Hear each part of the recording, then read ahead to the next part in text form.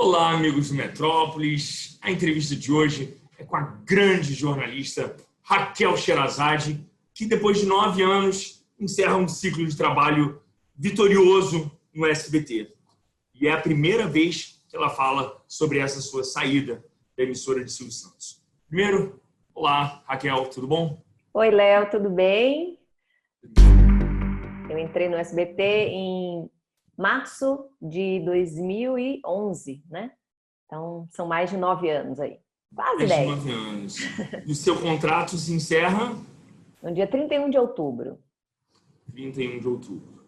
E eu queria que você fizesse o balanço desse seu período no SBT, esse longo período, foi uma vida no SBT.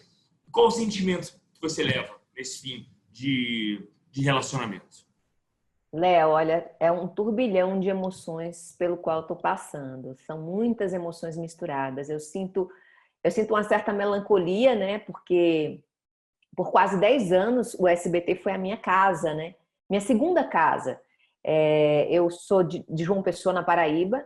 Eu deixei toda a minha história na Paraíba, deixei para trás toda a minha história, trabalho, emprego, carreira, sonhos, projetos. Deixei tudo e vim tentar a vida com 2 crianças bem pequenas aqui em São Paulo.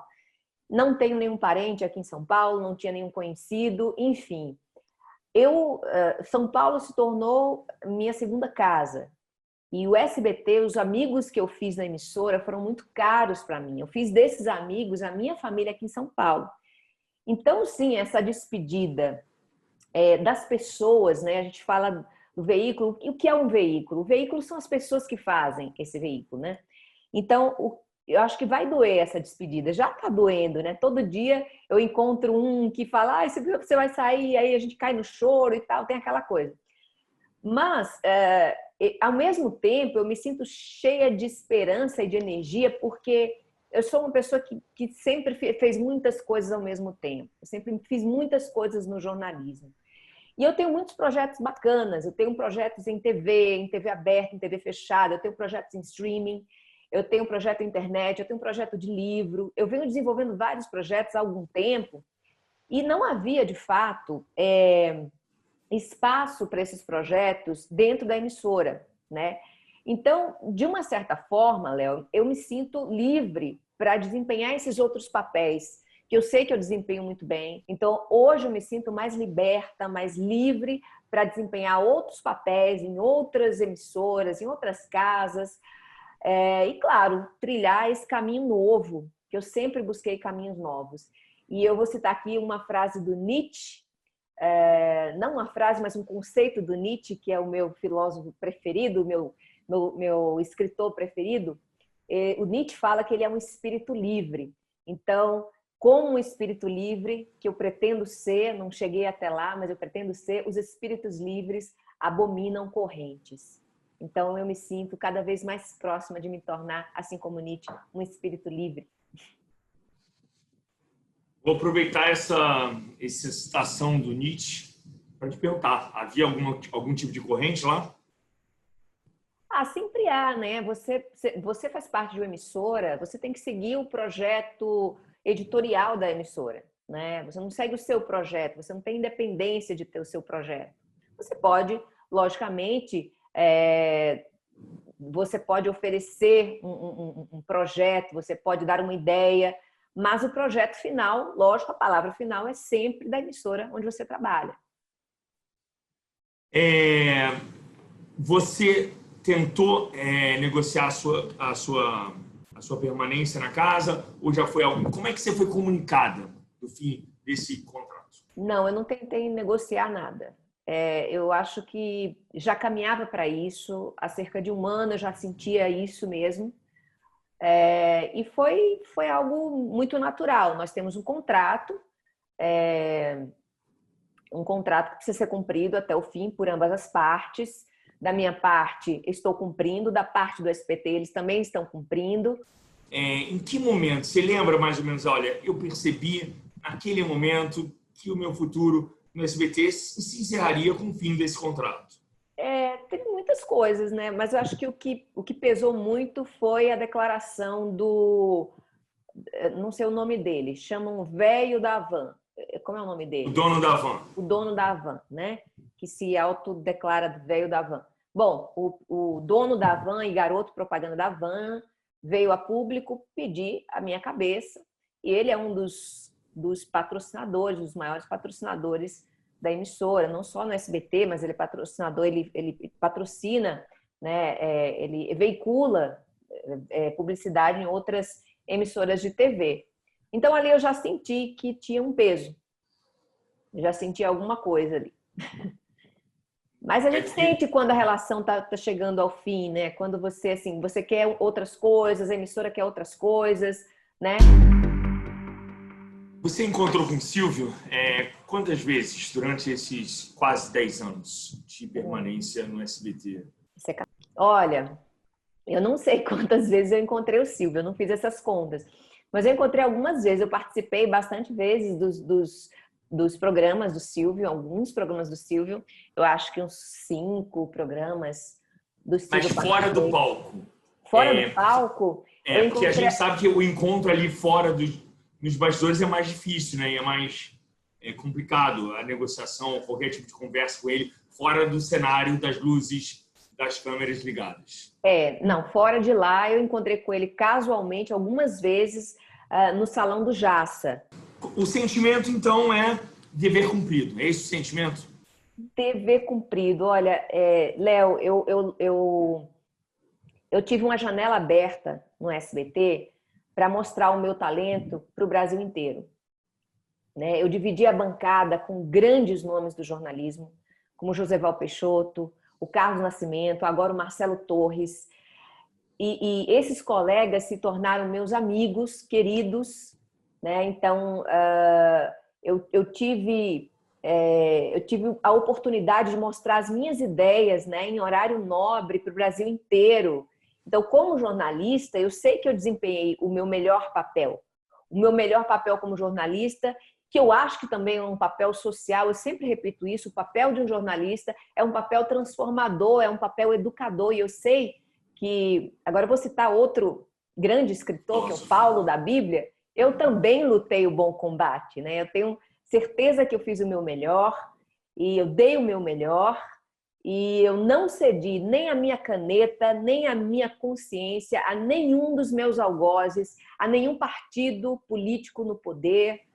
Sempre enfrentei com muita coragem e sozinha, né? Sozinha que eu digo, tive o apoio dos meus seguidores e tudo, mas de fato sozinha, porque a luta é muito só, de um jornalista contra o poder. E lutei sozinha, não me arrependo de nada, cumpri o meu papel, lutei o bom combate, saio de cabeça erguida, de alma limpa, e com a consciência tranquilíssima, durmo muito bem no meu travesseiro. Perfeito, perfeito. Quando você fala que não cedeu à pressão partidária, vários partidos que fizeram pressão, a gente já falou disso. Partidos e políticos. O que, perdão? Partidos e políticos. Partidos e políticos. A gente já até comentou isso em outra ocasião. Mas é inevitável perguntar para você. Existe alguma possibilidade de você seguir carreira política? Carreira política? Sim. Olha, não, Léo, não é a minha intenção no momento. Eu amo muito a nossa profissão, você é jornalista também. A gente é um bichinho, né? Que pica a gente e a gente fica apaixonado, não tem como, sei lá, não sei quando eu vou desapaixonar do jornalismo. Eu amo a minha profissão e eu quero fazer diferença no meu país atuando como jornalista. Que é isso que eu sei fazer de melhor. Eu não vou dizer que eu nunca vou entrar na política, mas de fato não é a minha intenção. A minha intenção é continuar sendo jornalista, fazendo aquilo que eu sei fazer de melhor. Você foi procurada para se filiar a algum partido recentemente? Fui. Você pode falar quais partidos? Não. Eu sempre sou sondada, Léo, por partidos para compor, para me filiar, enfim, para lançar candidatura, mas eu nunca aceitei. Eu acho que uma vez que você entra na política, não dá para você voltar para o jornalismo. E então é um passo muito importante. né? Eu acho a carreira política de suma importância, de suma relevância, mas eu tenho os meus 2 pés hoje plantados no jornalismo. Você acha que esse momento da televisão, esse momento do mundo, isso foi uma condição para a não renovação? Olha, eu não acredito não, porque não acredito que isso tenha sido determinante, até porque assim há salários no SBT, você deve saber disso, você é um homem bem informado, você também já trabalhou na casa, há salários exponencialmente maiores que o meu, isso não só no jornalismo, quanto na emissora inteira, né? Então, não foi uma questão de salário, isso está fora de questão. Isso é importante. Vamos lá, você negociou ou negocia com alguma emissora de comunicação? Olha, Léo, você é profissional tanto quanto eu, então esse tipo de coisa a gente não pode falar, é segredo, né? Uhum. Eu já me comuniquei com várias emissoras, né? Não posso falar quais, então eu acho que quando o assunto é negócios, a gente não pode se adiantar, a gente conta só depois que fecha o contrato, né? Perfeito. Mas eu tenho conversado com várias emissoras. Qual a sua posição, por exemplo, se entra em debate suas posições políticas? Você abriria mão da opinião? Você estaria disposta a abrir mão de dar a opinião em troca de uma posição em algum veículo de comunicação? Olha, eu sou uma profissional de televisão. Eu não só dou opinião. Eu comecei minha carreira como repórter, né? Eu fui repórter na Rede Record, eu fui repórter na Rede Globo, eu fui âncora, né? Quando eu não tinha opinião, eu ancorava noticiários. Eu fui entrevistadora, onde eu não tinha opinião. Depois eu passei, além de entrevistar, dar opinião. Teve um período quando logo que cheguei ao SBT, eu dava opiniões, deixei de dar opiniões, fiz rádio. Bom, a minha opinião eu sempre vou ter o direito à opinião. Eu sempre vou opinar nas minhas redes, mas eu entendo que nem toda emissora está interessada em dar liberdade de opinião para os seus contratados, né? Isso não é uma exigência nossa, de quem é contratado. A minha liberdade de expressão e de opinião, ela vai estar sempre presente no YouTube, ela vai estar presente nas minhas redes sociais, no meu Twitter, no meu Instagram, no meu Facebook. Então, isso é garantia de que eu tenho a minha liberdade de expor a minha opinião. Eu acho que, mas dentro de uma emissora, eu já fiz tanta coisa. Eu já, inclusive, fui assessora de imprensa, então nem sempre a nossa profissão de jornalista tem a ver com opinião. Mas, sim, eu sou uma pessoa transparente e nas redes sociais eu sou livre para opinar. Pelo menos por enquanto não censurarem as redes sociais também, né? Mas você percebe, você sente que o público quer ouvir, quer saber o que Raquel Sherazade pensa? Claro. Você criou uma assinatura muito forte. A sua assinatura tem uma voz e uma característica. Quando o público liga a televisão ou procura você na internet ou nas redes sociais, quer saber, mais do que notícia, ela quer saber a sua visão, a sua opinião ali das coisas. Você concorda comigo ou não? Concordo. Eu acho que 80%, 90% das pessoas que me seguem, elas sempre pedem: quando é que você vai opinar? Quando é que você vai voltar a opinar? Elas sentem falta da opinião. O meu nome ficou muito ligado à opinião. Mas eu não sei fazer só opinião. Não sei dar opinião. Opinião é o além, e são poucos aqueles que têm, além de conteúdo para dar opinião, tem coragem também, né? A opinião tem desafio. E assumam as consequências, né? E olha que as consequências são seríssimas. Você se arrepende de alguma opinião que você tenha dado? Nenhuma. Ler um editorial que não fosse condizente ao seu pensamento? Sim, porque o editorial não é a voz do narrador, não é a voz do jornalista. O editorial é a voz, é a opinião do veículo. Eu Isso sei, está mas... muito claro. Você sabe o que era engraçado? Sabe o que era engraçado, Raquel? Porque às vezes a gente via... Eu recebi vários memes, não memes, várias cenas de momentos do Jornal do SBT em que a sua cara dizia muito, era em silêncio, mas o seu olhar fazia... É que eu sou um ser humano, eu não sou uma máquina. Se os veículos querem contratar máquinas, é mais fácil. Você contrata uma máquina, ela fica lá e ela lê o que está escrito. Eu sou um ser humano, eu tenho reações, eu tenho expressões faciais, eu tenho expressões corporais. Meu corpo fala, meus olhos falam, o meu rosto fala quando a minha voz tem que ser calada. Então, assim, nunca vou me calar.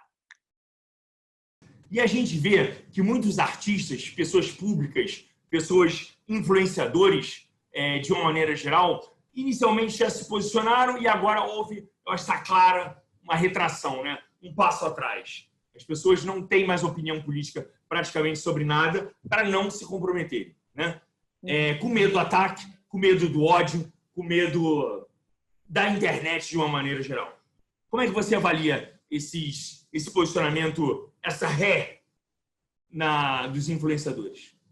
Você fala assim, das pessoas que ficam, que não se posicionam, que ficam em cima do muro. Não, ou então aquelas pessoas que já se posicionaram, mas hoje em dia se calam em nome de uma vida com menos ataques. Eu entendo a posição delas. Eu entendo perfeitamente, porque não é fácil enfrentar o gabinete do ódio, as hordas de ódio, as perseguições pessoais, e não só pessoais, às vezes essas perseguições resvalam para as nossas famílias, os nossos filhos. A gente vê o ministro do Supremo Tribunal Federal sendo ameaçado, né? As filhas desse ministro sendo ameaçadas por uma extremista, né? Cujo nome eu não quero nem citar, porque não vale a pena citar. Mas eu entendo as pessoas que se calam. Agora, eu prefiro mostrar o que eu sou. Eu prefiro mostrar como é que eu penso, eu prefiro ser transparente, ainda que muita gente não entenda ou não concorde comigo ou não aceite, direito delas. Eu seria muito infeliz se eu tivesse que viver escondida atrás de uma máscara, de qualquer tipo de máscara, uma máscara moral, né? Mas eu acho que é essa coisa de você se posicionar ou não se posicionar, ou ter se posicionado e ter se calado, é uma escolha muito pessoal. Só sabe a dor de ser atacado quem já passou por isso. Então eu entendo o silêncio de certos colegas, de artistas, eu entendo o silêncio deles. Mas você também... Então, quer dizer, entre outras palavras, o que você quer dizer é que é mais fácil viver em cima do muro? Para algumas pessoas, sim. Para espíritos livres como eu, não. Te calar é difícil, né, Raquel? É difícil você não ser você. É difícil você viver dentro de um armário, sabe? Fingindo o tempo todo. É difícil aquela vidinha de Instagram, onde tudo é perfeito e tem filtro e todo mundo leva a vida perfeita. Isso não é vida real. É difícil viver um personagem, né? 24 horas por dia. Não dá, gente, não dá. Eu sou uma pessoa real, muito real. Eu não sou só a jornalista que apresenta, séria, maquiada, bem vestida, né? Que impõe a voz ali e apresenta todas as noites as notícias, as principais notícias do Brasil e do mundo. Há uma pessoa por trás dessa pessoa, né? Há várias pessoas.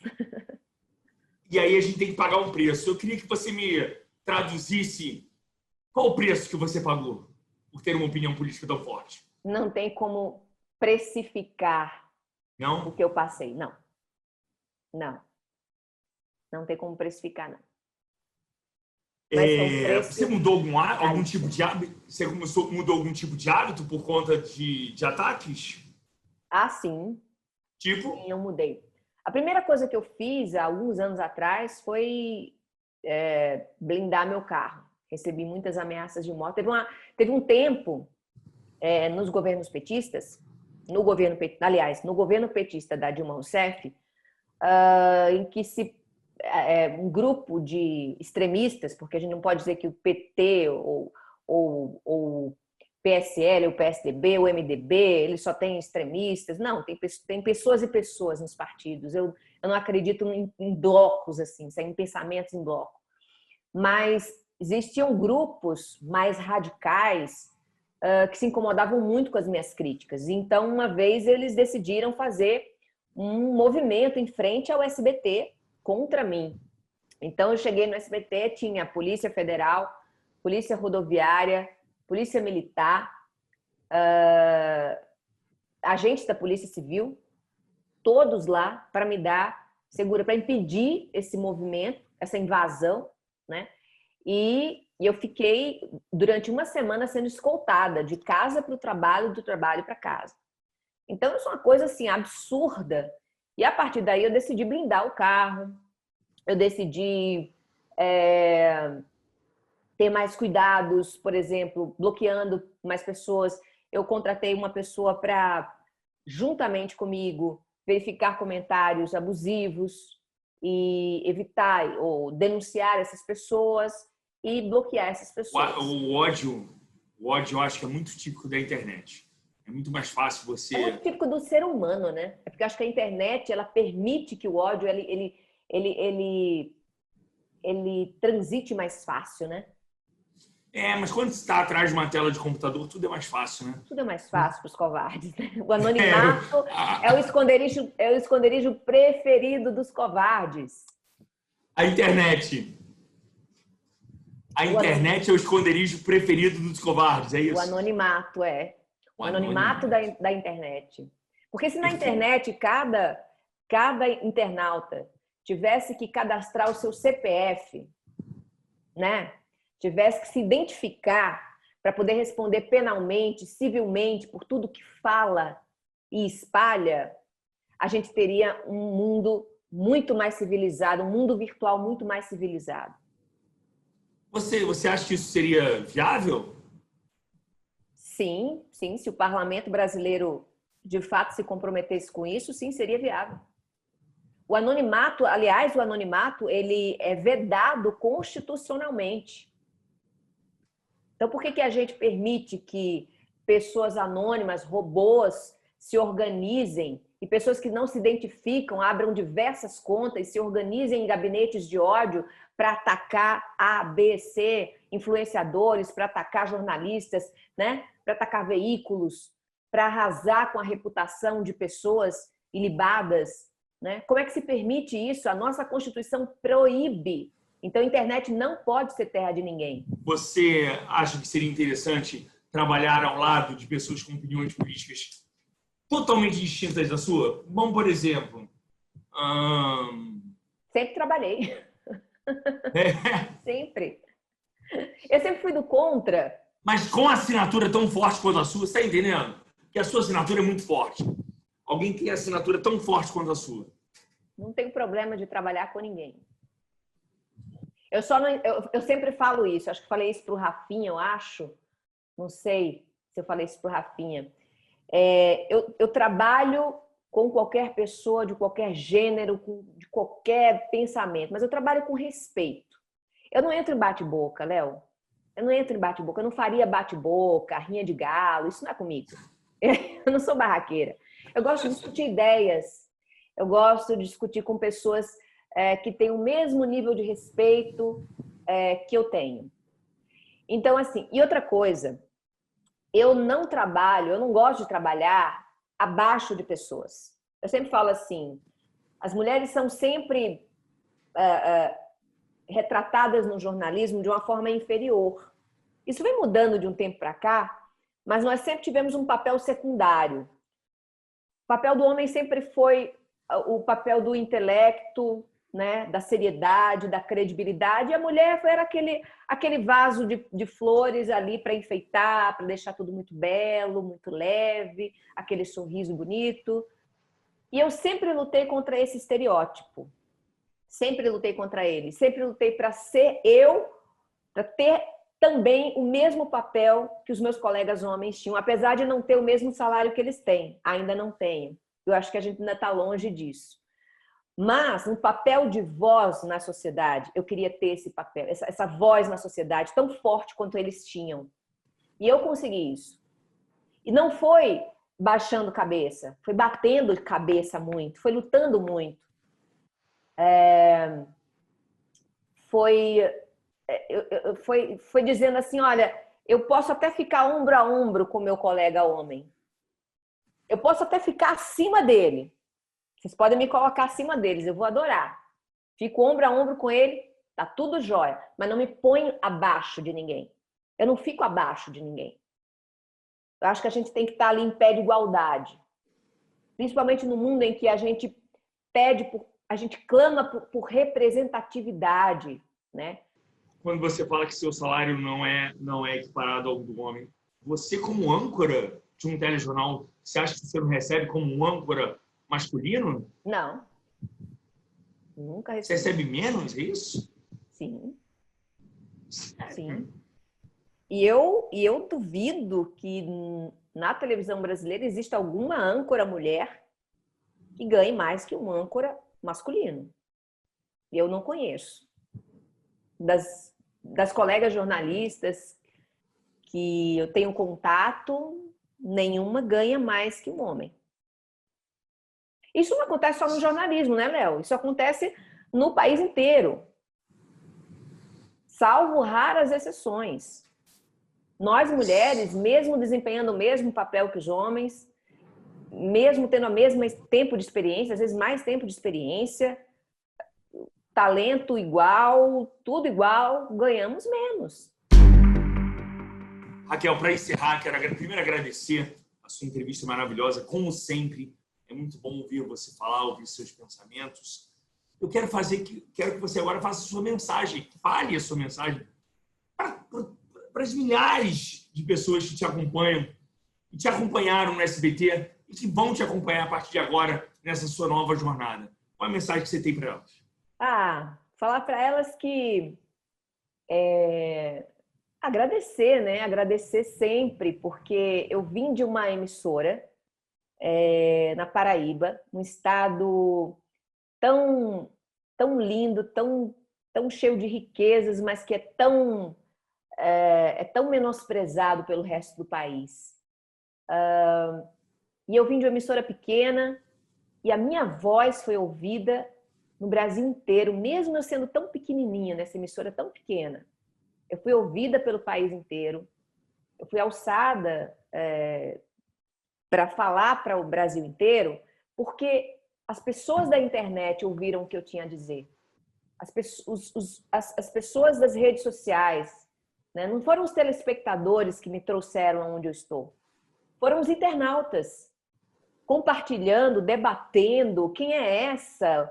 Olha o que ela está falando do carnaval. Gente, que mulher corajosa. Foram essas pessoas que me deixaram falar para o Brasil inteiro. Porque voz eu já tinha, sempre tive. Eu nasci com voz.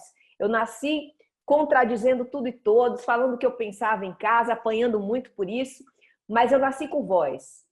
Eu sempre procurei me fazer ouvir. Mas a minha voz só ganhou o Brasil e ganhou o mundo também por causa das pessoas na internet, os meus seguidores e até por causa dos haters. Obrigada, haters! Vocês são demais! Vocês também me ajudam bastante, entendeu? Então, assim, agradecer principalmente os meus lovers, né? Principalmente as pessoas que me acompanham e mesmo não concordando comigo, ninguém é obrigado a concordar com ninguém.